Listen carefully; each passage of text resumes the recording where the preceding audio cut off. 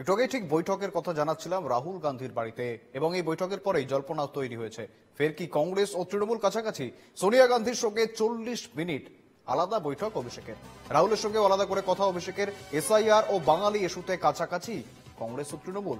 খবর সূত্রের 26-এর আগে ফের কি নতুন সমীকরণ তাহলে রাজ্যে? গতকালই আমরা দেখেছিলাম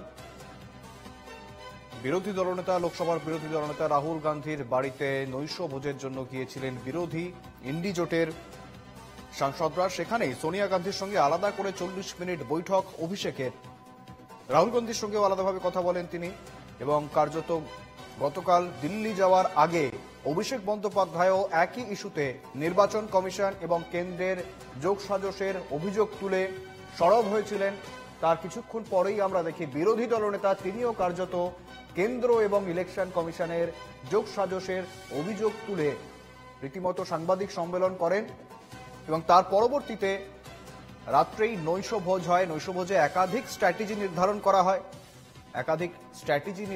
এবং তার মধ্যেই কিন্তু 40 মিনিট আলাদাভাবে সোনিয়া গান্ধীর সঙ্গে অভিষেক বৈঠক করেন।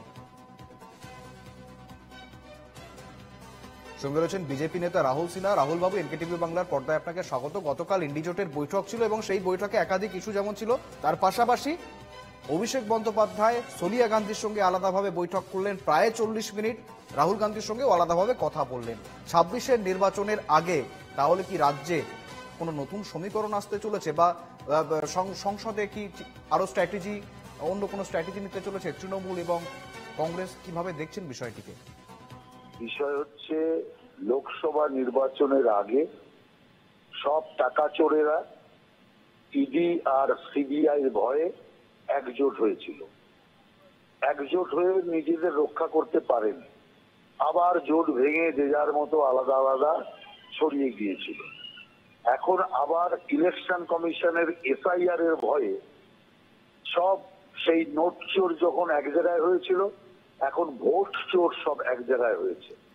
তো সব ভোট চোর এখন এক জায়গায় হয়ে কি করে এখন এর হাত থেকে বাঁচা যায়, তার কারণ ভুয়া ভোটার যত আছে সব এদের। অতএব এরাই এতদিন ধরে বিভিন্ন রাজ্যে, পশ্চিমবাংলা সহ এই সমস্ত ভুয়া ভোটারদের নাম, বাংলাদেশি মুসলমান অনুপ্রবেশকারী, রোহিঙ্গা মুসলমানদের নাম ভরে দিয়ে এরা নিজেদেরকে ওখানে পাকাপাকি থাকবার ব্যবস্থা করেছিল।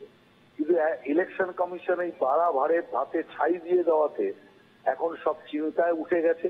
যদি ভুয়া ভোটারের নাম বাদ চলে যায়, তাহলে তৃণমূলের কোর ভোটার, কংগ্রেসের কোর ভোটার সব বাদ হয়ে যাবে।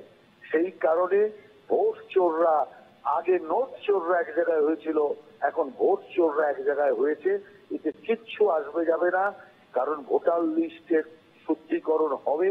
ভোটার লিস্ট থেকে ভুয়া ভোটারের নাম বাদ গেলেই এরা যে যার মতো ক্ষমতা থেকে বাদ হয়ে যাবে, এদের আর কোনো অস্তিত্ব খুঁজে পাওয়া যাবে না। একেবারে ধন্যবাদ রাহুল বাবু।